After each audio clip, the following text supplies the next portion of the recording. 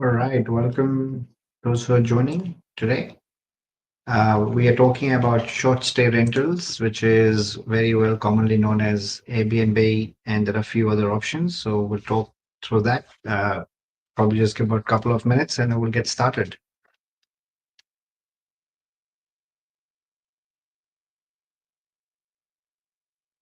Hey, so thank you for joining those who have joined today.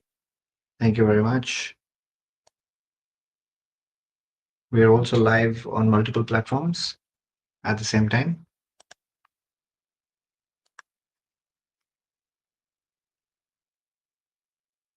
Okay, we'll probably give another minute and then we'll get started.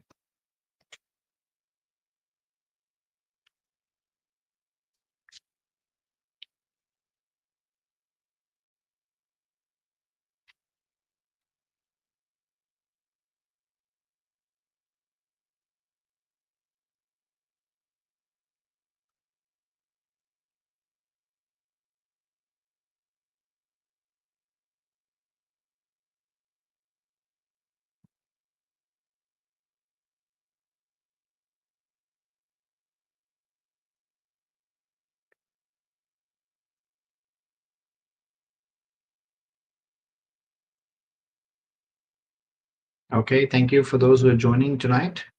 Thank you. It is really cold here in Melbourne and also, I believe, in Sydney. But thank you for joining tonight. We're just getting started soon.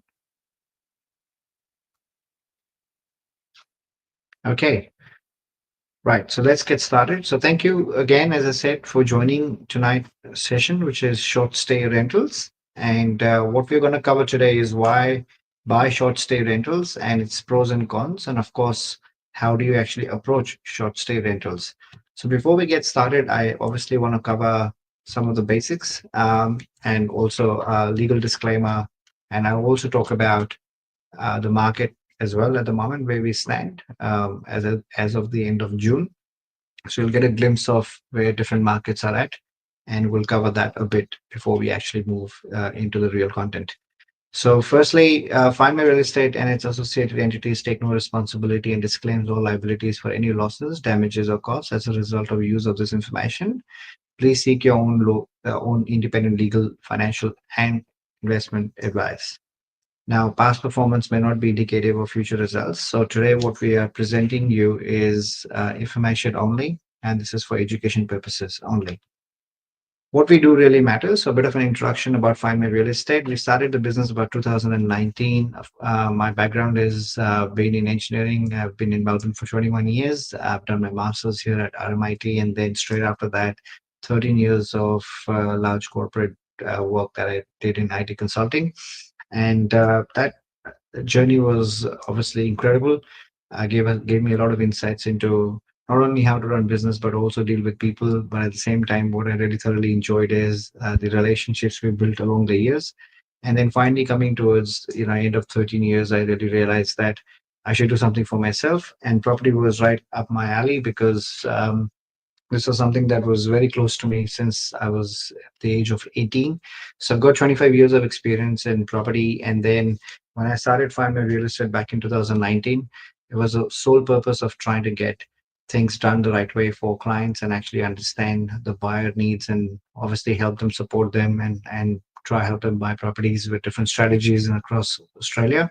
And having that network done portfolio for myself, I realized that I have got lots of information, knowledge, experience that I can share with people and help them grow their portfolios. So we haven't looked back since then, and our clear mission is about early modern retirement. All this means is how do we get you into passive incomes a lot earlier than what you could imagine for yourself. Most people think of it when they are actually in their 50s, late 50s, or maybe 60s, or even 70s, and that's probably too late. A lot of people are building portfolios a lot early on, but there is really no goal of what they're trying to achieve, and they're buying everything under the sun that their friends and family have actually told them to buy, and that's where they go wrong. They end up buying properties and build portfolio that is not working for them.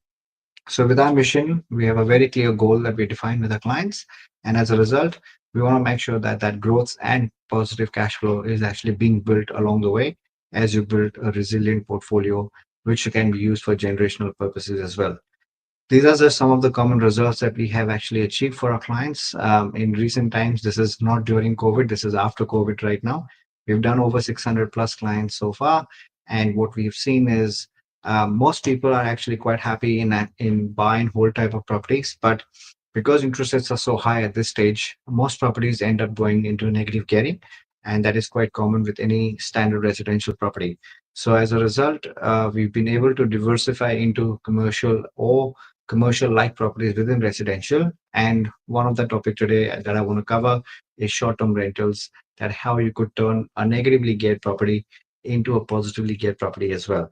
So today's education is going to be quite important because you're going to take away some of the nuggets that we can actually implement maybe in your existing properties, or you might want to recycle some of your existing portfolio to actually make it positively geared for that early modern retirement. Growth is important, so we want to make sure you do this in the right areas. That's what we do at FMRE. But if you've got properties that are rightly located in the right location, whilst growth is happening, if you can actually get cash flow coming from those properties, nothing like that. So these are just some of our results where we've actually seen 58%, 23%, 33% growth in very, very short period of time. And this is across Australia. Now, this is only possible because of the research and the amount of data and knowledge, experience, and connections we've got on the ground, and that hasn't stopped us at all, whether it was COVID, before COVID, or after COVID. Talking about market view, we are obviously at a point right now with a cash rate of 3.85%. We've had two interest rate cuts this year, as we all know. There's probably anticipated that there might be interest rate cut even this month as well. We don't know. We're all going to keep our fingers crossed and see what happens. But markets are pricing in at least two more interest rate cuts this year itself, which means that markets will continue to swing. Now, this is the latest data that's come out at the end of June. It's been published by PropTrack, and national home prices have risen 0.4% in June, pushing the values to a record high. Now, as interest rates have fallen, price momentum has strengthened and extended across the country, with all markets recording gains in June. This is a statement made by PropTrack, and clearly you can see the data right there, right at national level, regional areas, be it capital or regional areas of every single state, everything is in green. This is uh, showing you that markets are picking up. And of course, those markets that have already been doing high for quite some time, which is South Australia, Queensland, and also for that matter, Perth, they continue to keep rising. And the rate of growth might be questionable right now, but ultimately they're forming new highs. Then we've had recovery markets like Sydney, Melbourne, and Tasmania, which has also come back right now. And over the last 3 months, they are also building up momentum, which is really, really good to see. So far at the end of this whole financial year end, we are seeing that South Australia has done phenomenally well. Adelaide is leading the chart at 9.8% at capital city, and we've got rest of SA at 12.9%. So if you had invested 3 years ago, whilst interest rates were still going up at that point in time, in any of these three states in the right areas in Queensland, South Australia, or Perth, you would have made double-digit growth quite significantly. And that's why the results that I've shown you previously that we have achieved for our clients, like 53%, 33%, 40% growth in very short period of time, is because of these states that have actually posted really good gains. So the question that $1 million question that comes up now with a lot of people in their mind is, what's next? Where is the next growth happening? And that is $1 million question. None of us know that. We don't have a crystal ball, but what we are reading the markets right now, the sentiments are getting really, really strong. It is getting hotter. We are seeing that rest of Victoria, which is regional markets of Victoria, really picking up well right now. In some areas, we're already starting to pay over the asking price in Victoria. It's still not felt in Melbourne, and many parts of Melbourne are still quite, at the moment, probably cold. Therefore, when I talk to a lot of people in Melbourne, they don't believe that that you're paying over asking price in Victoria, but that is happening. So we do believe that as interest rates continue to go down over the next 6 months or maybe even the next 12 months, this momentum is going to become even more stronger, which means that there is a short window again, which is going to help you buy the right properties in the right areas and get that mini boom that is expected by the end of this year or even throughout 2026. Now, the question comes what to buy, where to buy, and what is right for my portfolio. And this is where we've been doing certain strategies and we've been showcasing that through different webinars that we have done, either commercial or it is just to talk about how you can actually have different types of strategies within the property and also diversification through different states, so that includes rooming houses, for example, or even for that matter Airbnb, which I want to cover today. But it's not just Airbnb, we're talking short-term rentals, which has different flavors to it, and I want to expose that today so you can actually see what you can do with your existing portfolio, if at all you can, and turn that into a cash cow game as well. So that's all on the market. But having talked about the median, Melbourne is sitting on number 5 right now as a rank. We've got Sydney leading the charts as always. Melbourne position should always be number 2 historically, but that's not been the case over the last 3 years because it has fallen behind. It is now about starting to catch up, which is really good. We are seeing positive territory, as I showed you, for all states, but Melbourne is absolutely trying to catch up what it hasn't done over the last 3 years. So it is in strong recovery stage at this point in time, and over the next 6 months, it's only going to get better, in my opinion. Now, Brisbane is obviously at number 2. We've got number 3 Adelaide on a median price point. Then we've got number 4 being shared with Perth and ACT. And then, of course, subsequently 5 is Melbourne, 6 and 7 is Hobart and Darwin, respectively. Now, these don't really matter much, but what you're actually seeing is the median values of majority of these states are actually quite close to each other now. So Brisbane sitting at about 900K, Adelaide is on 837, Perth is around 836, Hobart is around, sorry, not Hobart, I mean ACT is around 836 as well. So most of them are in 800s to 900 range for majority of the states, whilst Melbourne is still sort of also within that same 800, 900. So there is a strong median price points now sitting at that, which means most states, wherever you end up buying, you're sort of looking at that in the capital cities being the median price point for any of the states apart from Sydney. So therefore, how do we create opportunities? So currently, where what we see based on where people are spending money, what's happening, affordability is the key, and that is the key to growth as well. So if you go into areas which are high demand, low supply, with the right affordable lens to it, you're going to be absolutely come out as a winner at the end of this, knowing that the momentum is building up, the markets are getting better, consumer sentiment is getting better and stronger as a result of reduced interest rates. And that also means that more borrowing and people are able to put the money back into property. So therefore, all ducks are lining up in the right way. And as I mentioned, early modern retirement being a key motive, and that's really where we are driving a lot of the force to try get people into the right type of properties. Most people that we've spoken to are happy, to get a passive income in 10 to 15 years, but which is ranging anything from $80,000 passive income to about 150K.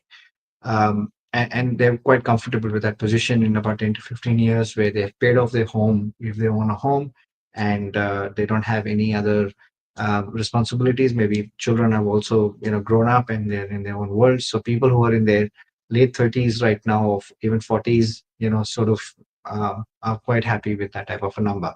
So we drive this agenda home for all clients, and we look at how we can actually achieve this type of number over the years, and we design the portfolio for our clients, providing the right type of advisory around it, with the experience that we carry, and of course farm them off to the right professionals for them to get the right advice, be it accountants, brokers, or anyone that they need help with, or even financial planners for that matter, to gain insights into their wealth and how they can build the right property portfolio alongside obviously investing into other assets.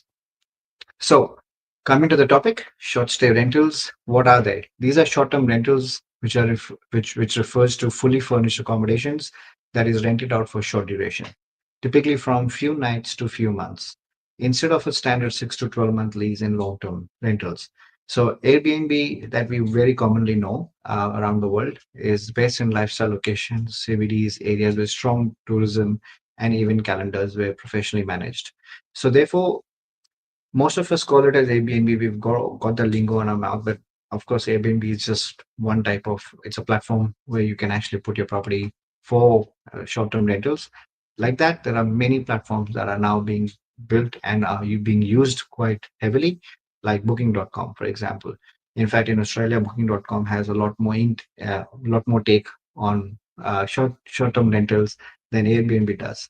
So don't assume that just because Airbnb exists, that's always going to give you the best results. It also depends on the city, it depends on the state. So the best way to really do that is, if you have a listing that you want to put on short-term rentals, is to use multiple platforms. And then you've got Agoda, HomeWay, Splendia, VRBO, you've got Flipkey, Expedia. These are all sites where you can actually, you know, list your home for short-term rentals, and that's actually going to give you a great result because the exposure is quite high. Now, lease durations normally for this can last between 1 to 90 days. In most cases, these are like literally short-term. People come and fly out, but they're happy to stay there. Like, think of it like a tourist, and you've traveled probably around as well. So instead of going into hotels, you're actually booking an Airbnb. Maybe cheaper. It's a bit doubtful whether it's cheaper than normal accommodation, but at least you get the whole house if you need the whole house versus actually just a room in a hotel.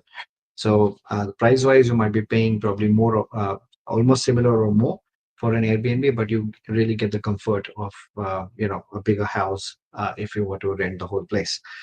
Long-term rentals are standard rentals, 6 to 12 months. So that's really the key difference. Furnishing, it's fully furnished, whereas it may not be furnished in long-term rentals. Pricing, we are charged on nightly basis, whereas you charge on weekly and monthly basis when it comes to long-term rentals. Tenant type is usually guests, so they're transient, they're for short term, and then of course you call them tenants if they're long-term rentals. Management needs are quite high. You've got check-ins, you've got cleaning, you've got a bit of recycling happening. It's almost like running a hotel, and check in, check out. And then you've got long-term rentals, which is low. So usually people, stay to the leases, and then they might renew the leases or they might move out. But in 6 to 12 months type of rentals, you'll probably find people don't move much. And if it is commercial like type of long-term rental, then people are obviously in there for a lot more longer as well, depending on the lease terms as well. Income potential is very high in short-term rentals. So this is really where it kicks in with the passive income opportunities if the demand is strong, which means that there's higher the occupancy of your house for excuse me, on a 365 days calendar.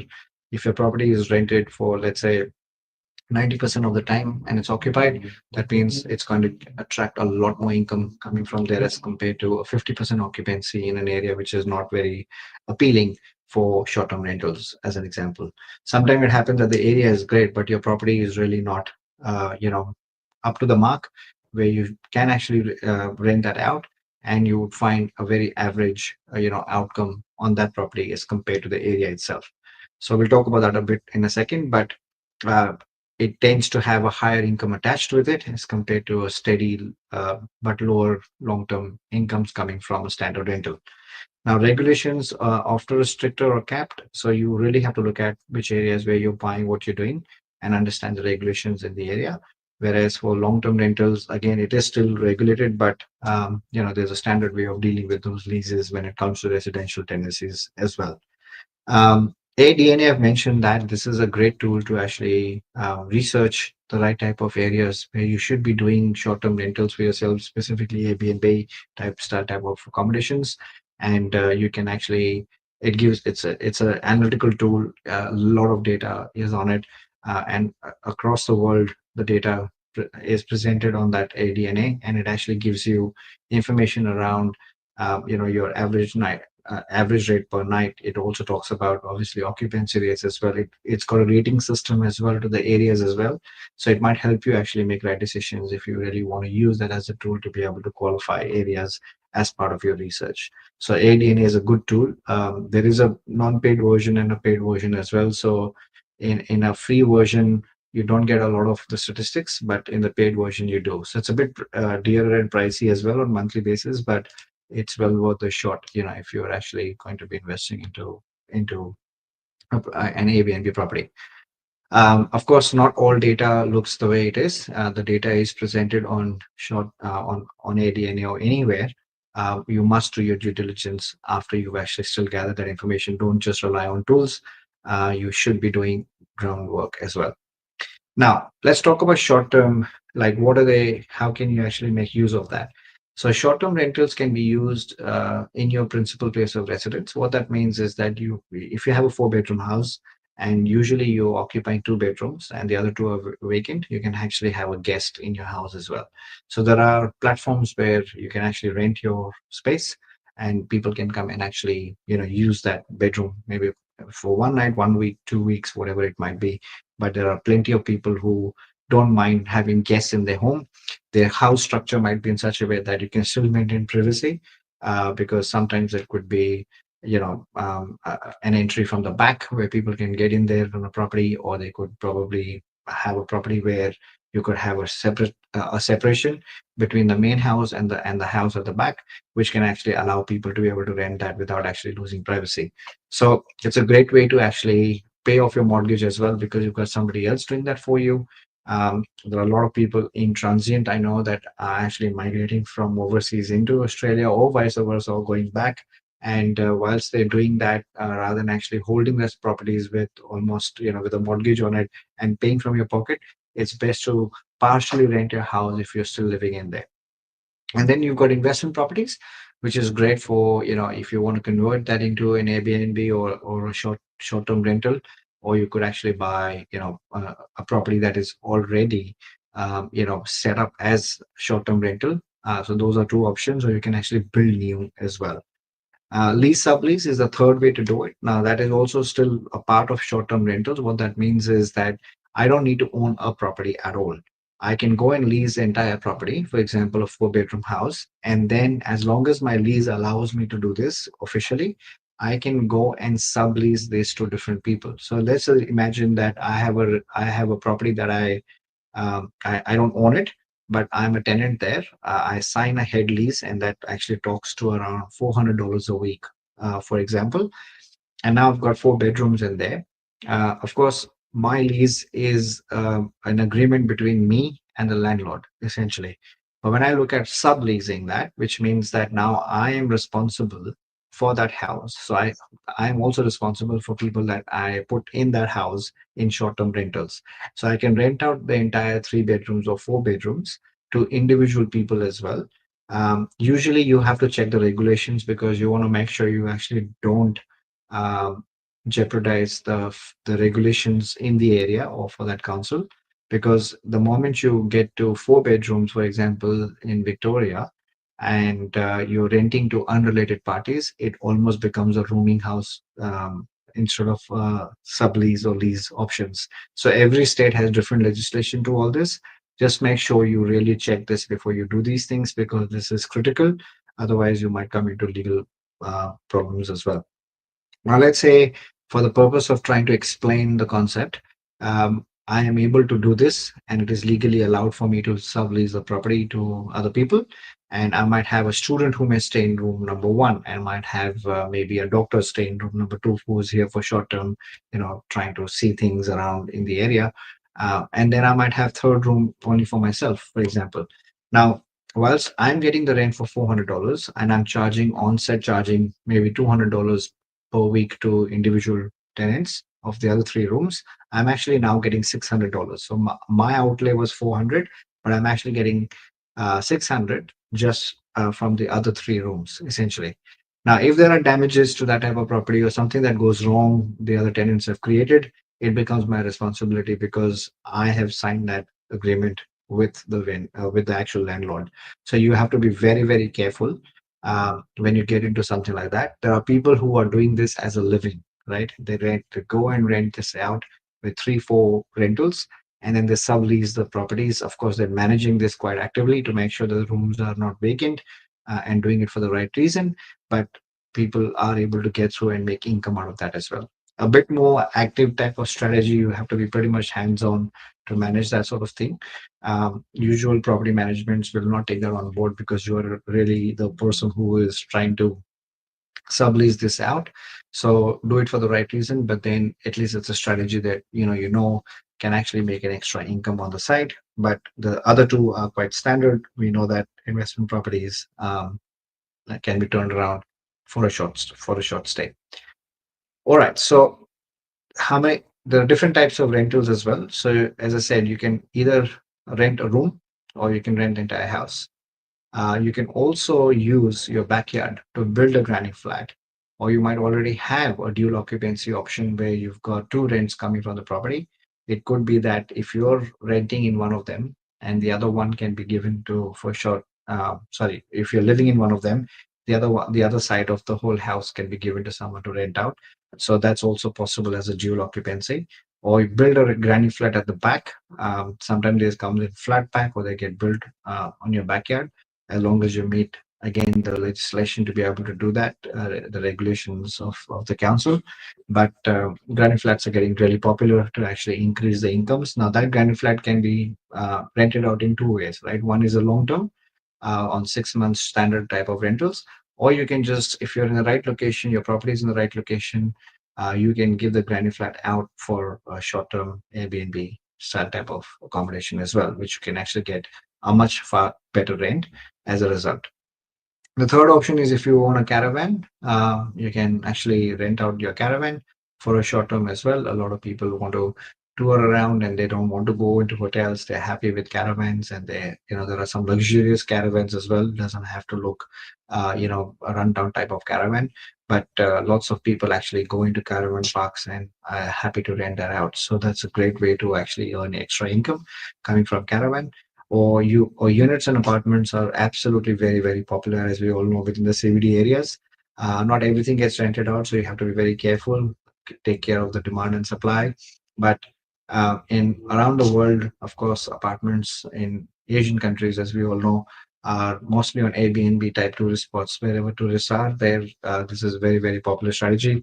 So apartments are great for generating this type of short-term rentals, but you have to really weigh up the options if that is the right thing to do versus growth versus just getting cash flow from apartment, because usually apartments in Australia don't grow much in value, unless they are obviously low supply, high demand type of areas, uh, specifically like Sydney, for example. But in other markets, apartments really, they don't grow as much. Gold Coast probably yes, but you really have to just make sure that the demand supply ratio is maintained as a result. So you're not buying into too much high density type of areas for growth purposes. But from a rental perspective, great, you can rent them out, and if your property stands out, it's going to only look better. Then you got options with tiny homes. Now, this is where things are getting about a lot more creative. We are seeing homes being made and built within the actual, places that you can see right there. Something that's put in your backyard. These things come from China, packed as well, so they are brand new. They just unfold, and people can just put that on your backyard. Of course, you have to connect it to the services and so forth, but it is possible. And even containers nowadays actually are being modified, where you can actually have one bedroom, two bedroom style type of areas being created out of containers.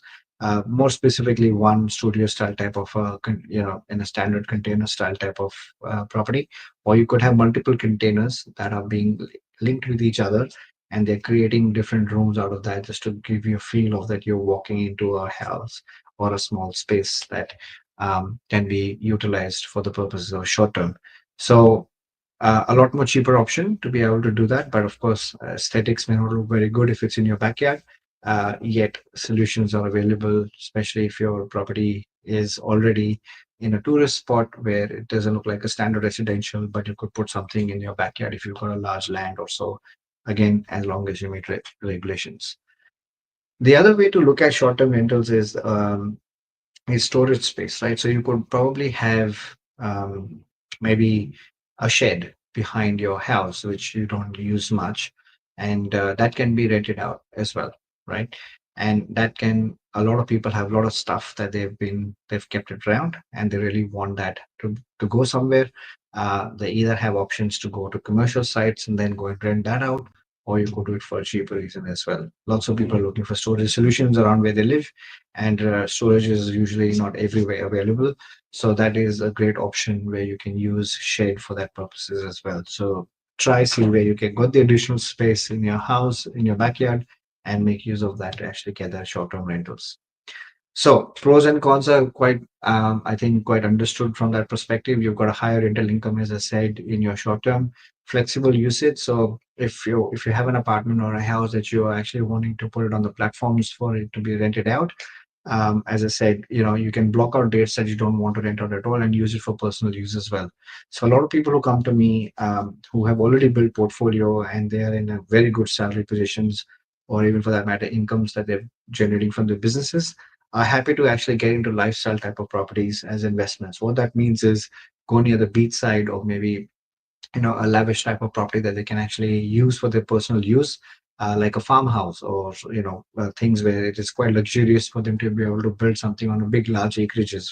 So options like that are always available, and what that means is that whilst you're not there, or you're not in your own property, and you can for that time when it is you're not using it, you can put it on the platforms, and absolutely get income coming from there.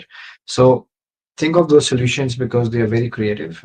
They actually help you in the downtime to be able to pay off your mortgages if you've still got the mortgage on that type of property.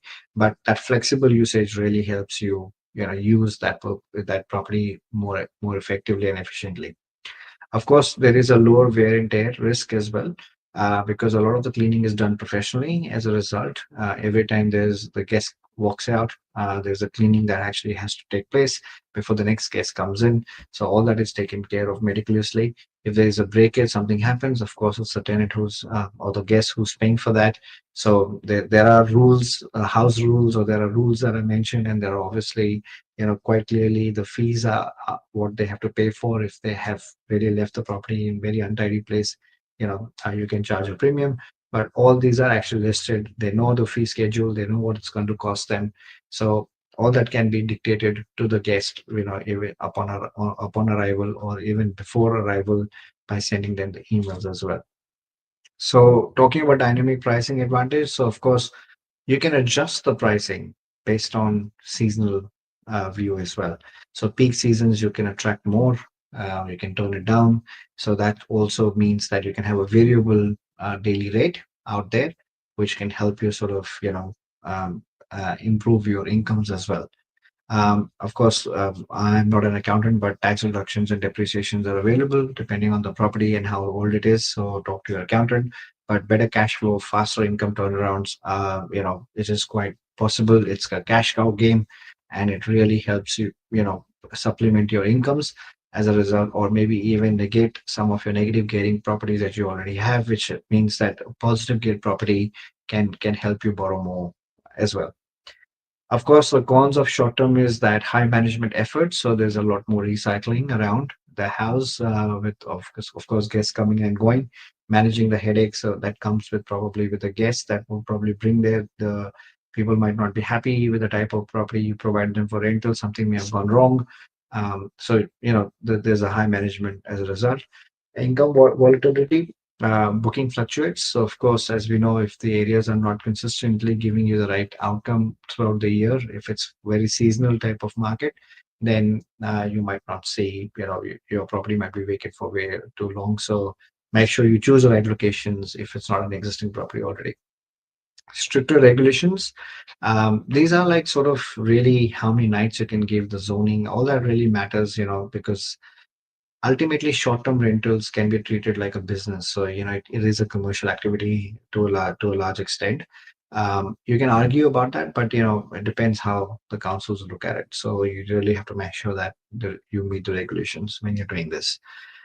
The fourth point is on high operating costs. So of course, you can't on charge, water charges or usage, or for that matter, electricity and all that. That's all yours. So you can make your place a lot more energy efficient, if you like, by putting solar panels, and ensuring that, of course, you don't want to run into too much cost as well, because people who are using this type of properties, they don't care. They've paid you for a night, and that's what it is. That's what counts for them. So you just have to make sure that things are running as much as efficient as they can, so that you don't have too much of outlay. But ultimately, it's all yours, right? From cleaning, furnishing, utilities, internet, insurance, and platform fees all add up.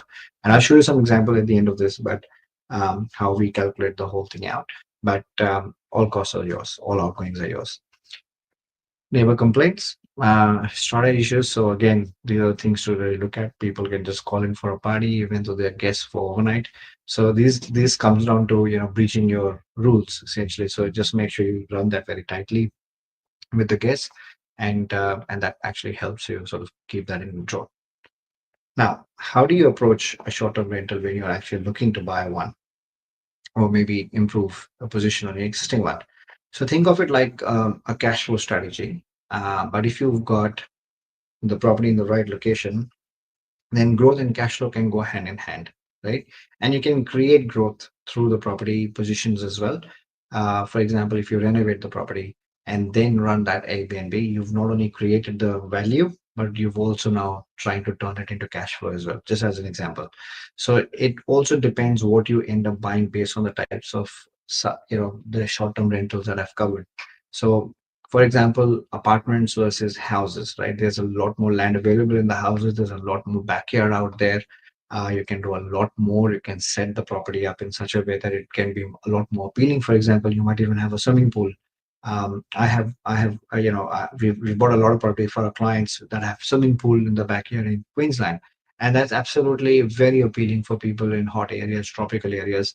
So think of that as a character to the property, and you need to find those characters in the property that can attract people towards that property, on the internet, especially when your property is on there for you to look out for your guests.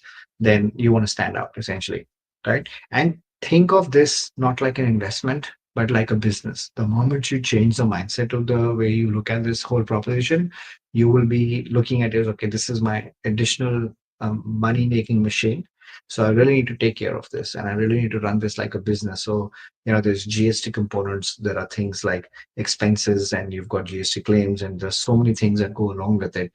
Because obviously the incomes are also fluctuating. It is not standard sticking every week type of income. It feels like a business that you're running, where all your outgoings are yours, and you're really looking for the right revenue coming through the door, which means that a lot of the onus is on you how you run the show in this type of space. Now, that's why, because um, that's the risk as well for a lot of people. They're not comfortable with, taking on anything that is not a predictable outcome. And I understand that that is actually probably more with people who haven't built a portfolio just yet. They're probably on their first property or second property, and they just don't have that mindset to go down into that path. That's why I call it like a business mindset rather than actually a standard, outcome to expect. But higher risk, higher reward type of thing. You can imagine that, but you can control that risk a lot. Yeah, if you're in the right location, if you're buying the right type of property, and you're obviously doing the right things just to make sure it ticks all the boxes that you can do to make sure you are not only compliant, but also at the same time the property is making sense in that area. So research, research, research, location, location, location. These are really the key elements just to make sure that you are getting into the right type of short-term rental accommodation. Uh, as I said, requirements are important. You got to meet the regulations, but also within the area, you know not every street is equal, right? You want to make sure you're near the right hubs, you buy at the right place, shopping centers, or it could also be hospitals if it is for, just to sort of cater to that type of market, or it could be an entertainment area, whatever it might be. You just have to choose the right location, make sure it is close to transport so that, people who are traveling from by train, or maybe through, even if they have to come by, maybe, if someone is just visiting the city and they really don't know the area much, then usually they rely on public transport. A lot of people are also nowadays, of course, using Uber, so that's quite common for people to just land straight to your property. But then if that's not the case, people are coming in for a holiday, then you just want to make sure that, you are buying a property which is a lot more accessible to both public transport, and it is a lot more safer, quieter, right place for the right type of property. Supply demand really matters, so you really need to know how many properties are out there already running Airbnb in that space. Now it's hard to sort of qualify that, but if you use ADNA, it gives you the right type of ratios to really make that call. Also, it gives you different seasons, different, at the same time last year, for example, how much it was rented for. It probably giving you a number that you should expect and do your numbers on. So it's got great information, a lot of data out there. So it can help you sort of measure that supply demand to a large extent. But ultimately, it'll come down to actually, as I said earlier as well, your ground research is important, right? Just don't rely on tools, but it is quite important to really see that area and see understand those dynamics, and then look for something in that area. Know your target market for the area to create the right solution. So let's say, it is a tourist spot, for example, and you really need to know what sort of people, what sort of tourists come to that space, right? Is it family? Is it singles? Is it, old people? What sort of tourist spot it is? So you can try to buy something or maybe create an atmosphere within the property that is conducive to that type of guest, essentially, right? So really need to know whom you're going to be serving, right? Is it the youngsters? Is it the mid age? Is it the old people? A lot of that matters. And that's how, when you're creating solutions like that from an existing property, the type of furniture that you're going to put in there, the equipment that you're going to have, the choice of colors, the styling that you're going to have, all that matters a lot. And it is all, if it appeals to your eyes and it stands out with a lot of other properties that are listed there, obviously you'll not only attract a higher occupancy rate, but your average night rate will also be far better. So that is why the research really comes in. You really need to know the target market you are targeting, because even when you're listing, whatever you are saying through the listing, you're also talking to your end customer. That's why it's no different to being in the business, because even in the business, when we are looking for the right type of customer, we have our own customer avatar, which means you are actually targeting a specific type of either age or graphics for that matter, whatever it might appeal you in that particular area, and you're going forward and actually either advertising or your listing is at least talking to those people so they can get attracted towards that property. So know your target market, know the people that you are targeting, and of course make changes to the property that will suit that target market as well. It's extremely critical, right? Renovation is always the key, and I'm talking cosmetic renovation. So even if it's an old house, a lick of paint can go a long way, but something that you must do and actually ensure that you can get the right outcome. A lick of fresh paint can go a long, long way, right? Pretty much in a property, and you don't have to buy brand new furniture if you are being there. There are a lot of sites out there that you can pick up a good looking furniture which is still cheap but sturdy and comfortable. Properties don't have to be luxurious, depending on again your target location. If it is a standard location, then you just have to make sure you just stand out. That's all. So choose the right type of furniture to suit that, and you'll be fine. Now, who uses really this type of short-term rentals? Right, you've got, as I said earlier, of course, all of us have been tourists. So yes, so for holidays, contract workers, a lot of people fly and fly out of the areas. They've been sent for specific type of work by the company. So there are a lot of executives that might come and visit that area as well for short term. So contract workers are absolutely, it's very popular with them. People relocating to the town. So for example, we've been getting recent calls from a lot of Sydney siders who are moving to Melbourne. They want to move to Melbourne permanently, but they want to live in the area for some time before they actually go and, or look or hunt around for the house, essentially. So for them, a week of rental matters. They don't want to lock themselves into 6 months or 12 months. Just a week is good enough.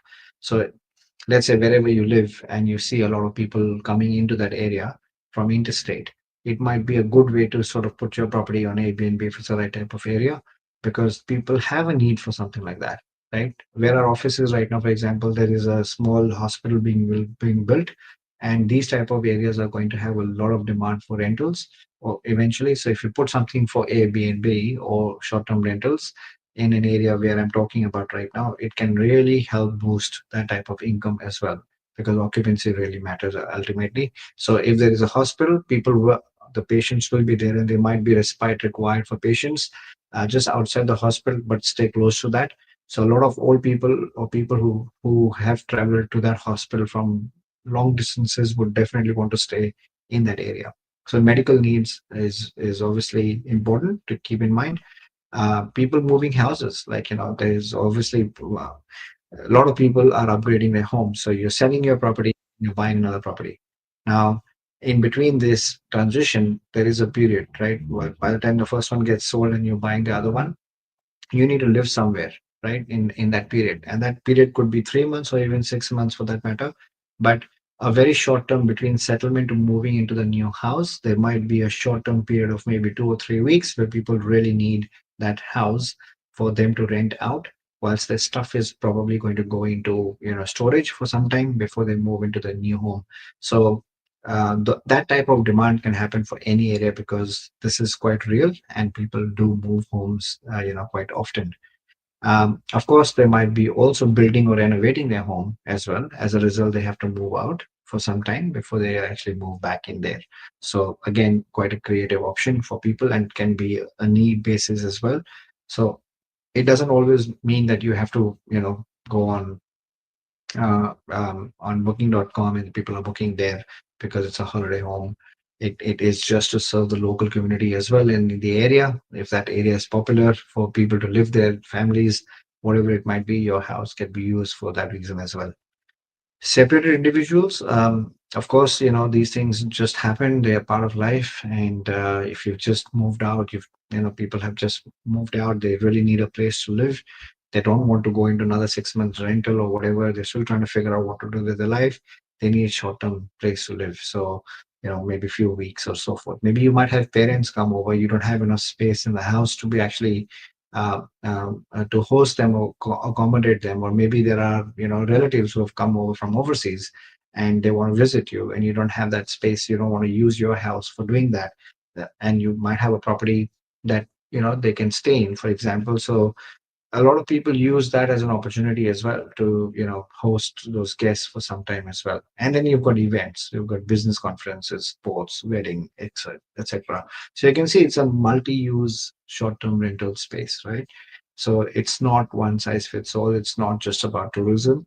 You really have to look at around people needs, and you may also be in that situation a lot of times. It's just that if you consciously look at it, look at your area, look at where your properties are, what are the needs of that area, you can create a solution that can actually help to that particular type of audience. So here's an example of the property that we've just recently purchased for a client. It's a fully renovated property, which we are buying right now and settling soon. It's literally very, very new right now as part of our purchase. So its purchase price at 625. We've got obviously cash required is 217,000 to buy this property because we factored in 80% loan, so 20% down payment plus other costs. But there's also an uplift cost, which is $30,000. What that uplift cost means is that we've got to furnish the property. As soon as this property is settled, uh, the furniture will have to be put into this property for it to be rented out for short-term rentals or on Airbnb for that matter. And that is the cost that we have anticipated, that maybe it might cost anything from $15,000 to $30,000 depending on what has to be done within the property to completely rent the whole house, for example. Then we've looked at, okay, if we are buying this property, even before we bought this property, we've looked at the area, we've researched, Airbnb, that area, how many properties are there, what's the demand looking like, how well will this Airbnb do? And then and using the right tools, we've been able to come out and talking to a few property managers in that area. We've identified that this is a 3 bedroom, 2 bathroom, 841 square meter block, and the average occupancy rate in that area for short-term rentals is around 70%, right? And the average night daily rate that we might get on this property is $290 per night. On conservative side, it might even be 310, 320, but we've done the numbers on 290 per night. So if you look at the nightly rate being 290 and you multiply by 70% and 365 days, you're actually going to land up with a gross income of 73,628. That's the Airbnb gross income coming in. So think of it like the income coming into your bank account. Now, after that, as I said earlier, all outgoings are yours. So you've got the management. So let's say if I actually deploy someone on ground there locally who can manage my Airbnb, they're probably going to charge 22%. That's factored in there. So they look after everything, right? From guests coming in, guests going, your bookings, any nuisances that actually happen whilst the guests are staying there, complaints, handling, managing the cash in and out, that is coming through, getting the cleaners out there, making sure everything is okay, ensuring all the communications before the guests would arrive and they've left, all that is managed through them. So it's an active management for people like that, and that actually means that you have peace of mind. You can be anywhere in the country or outside the country as well, whilst your property is being managed by a professional, and they're called co-host essentially. And a lot of people do this for earning money. It's a great way to earn money. It doesn't cost you much really, and that allows people to be able to do this at a higher management, just because there's a lot more work involved and a lot more hands-on activity as a part of managing that property for you. So there are experienced co-hosts who know that area very well. They know what will suit that particular area or that particular property. When they go into the property, they can actually make recommendations. What type of furniture will be okay? What type of people can come into this type of property? So a lot can be guided on when you actually bring someone professional who is locally managing that, to be able to guide you essentially whether what type of styling would really suit and what type of people can come here. So it every cent is really great if you're going to have someone manage that for you rather than you doing it. And that 22%, I know it's high, but it really makes sense. Some charge 15%, some charge 18, some charge 20. It depends. Sometimes that 22% also includes cleaning fees, sometimes it doesn't. So it varies a lot from area to area, people to people within the area as well. So you really have to find out what the management is, but in this case we've taken 22%. Now, then we've got direct costs. So these are platform costs essentially that is going to be incurred as a result of making bookings through those platforms. And that's been factored in as well, around 10%. Then we've got rates, utilities, maintenance, insurance, land tax, interest. Everything is taken care. Now, this property is positively geared. So for buying a property for 625,000 on a 841 square meters, 3 bedroom, 2 bathroom, we are anticipating a gross income of 73,000 with a net cash flow of 9,500 before tax. Essentially, that's positively geared, right? If you were to give this to a normal rent, essentially without being a short-term rental, you would have attracted an income of only 31,000 as opposed to 73. But yes, a lot of the outgoing would also reduce. The management would come down to a standard management of 5 or 6%. So plus some of the electricity is all paid by obviously the tenant, which is a standard tenancy. Yet, in spite of that, you would be $10,000 negative if this was a normal rental. So you can see the changeover from a standard rental into Airbnb, same property, same location, different result in your cash flow. So we flipped around nearly $19,000 in cash flow from going negative 10,000 to positive 9,500. That's a 19 or nearly 20,000 flip over. That can have a huge difference in not only supporting other negatively geared properties that you might have, but also improving your borrowing capacity quite significantly, essentially.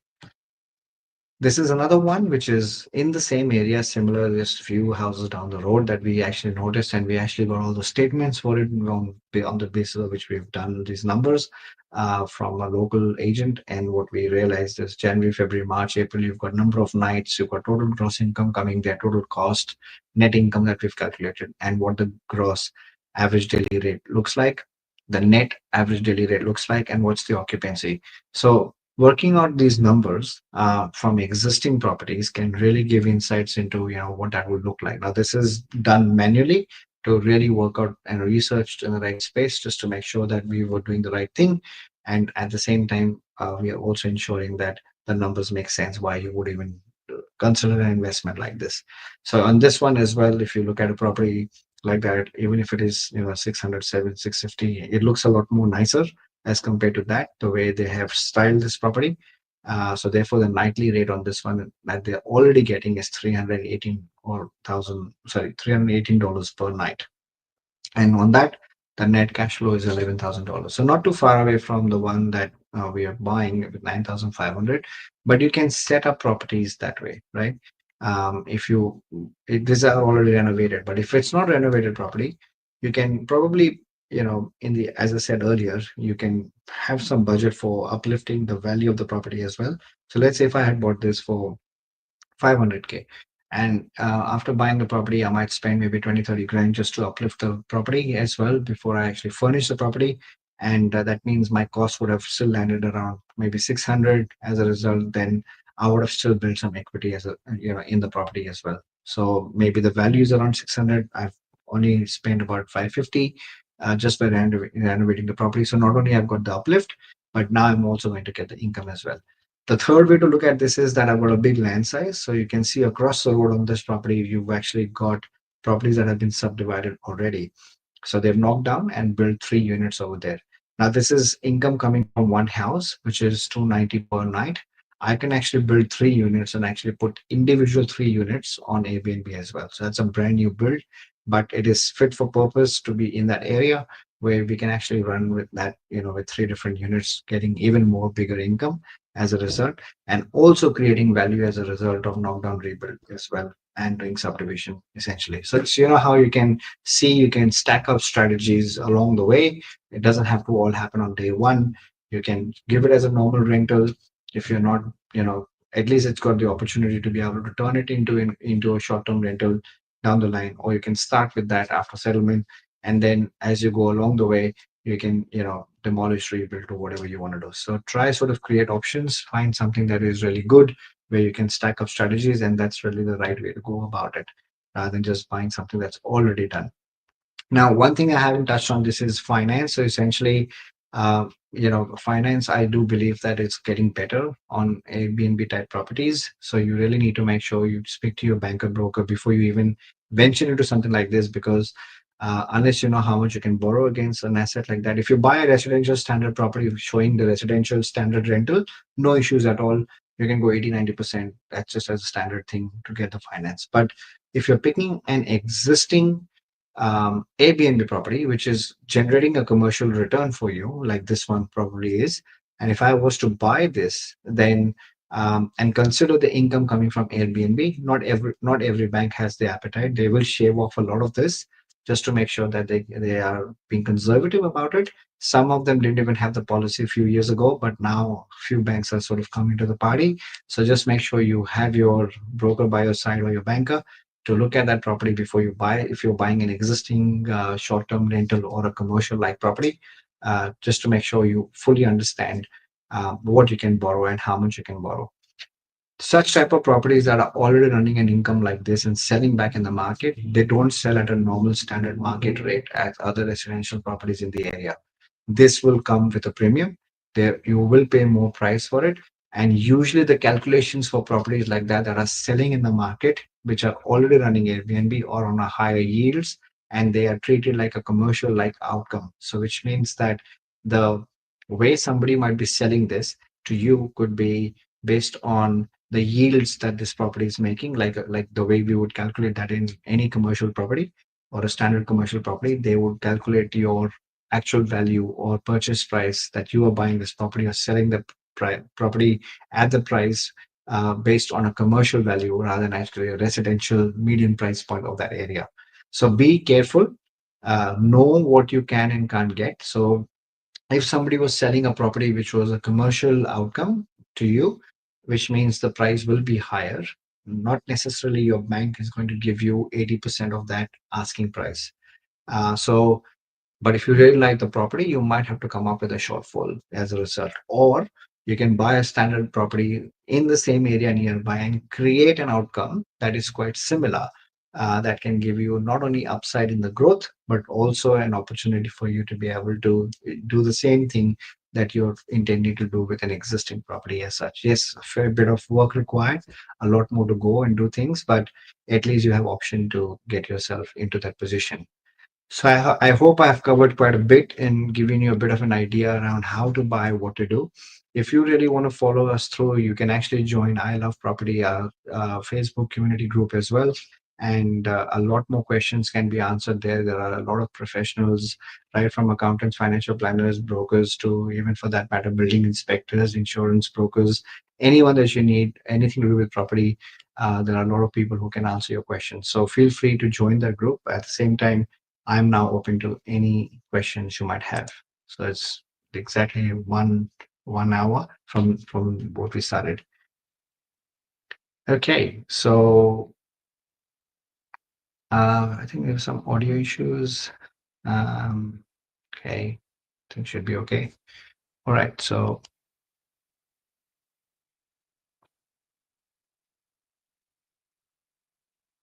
right.